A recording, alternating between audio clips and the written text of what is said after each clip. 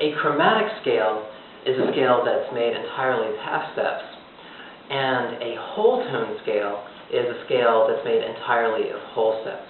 Now, these whole tone scales can be a little bit more confusing than the chromatic scales for reasons you'll see in just a second, but they're, again, really good tools for learning the whole steps and being comfortable with the whole steps. So let's take a look at these. Let's say we're going to build a whole tone scale starting on C. Okay, a whole step up from C is D. A whole step up from D is E.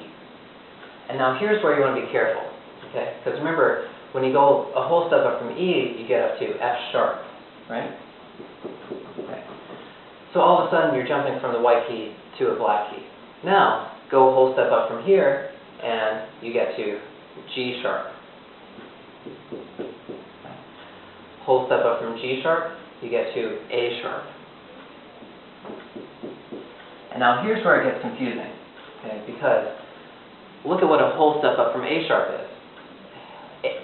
Whole step up from A sharp, you jump all the way to C. So it looks like we've skipped a note right here.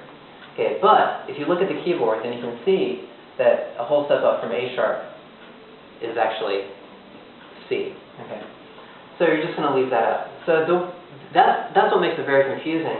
And whatever note you start on, there's going to be some kind of gap like that. Okay, but again, these are good tools for practicing whole steps and half steps.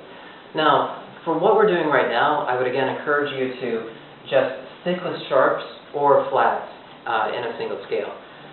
In this case, it ended up being easier to start with sharps. But let's say we start on the note B flat. So, start on the note B flat. Now, a whole step up from B flat is C. Okay.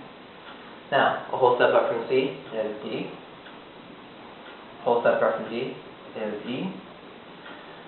Okay, now we're at E, and jump up to here, this note. Okay, now this could be F sharp or G flat. For what we're doing, we're going to call it G flat. Okay, then for G flat, jump up to A flat, and then you arrive at D flat once again. Okay.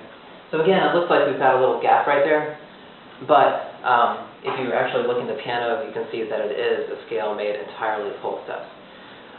Again, I know these can be confusing at first, but they're really good tools, and the more that you do them, the more comfortable you'll get with them.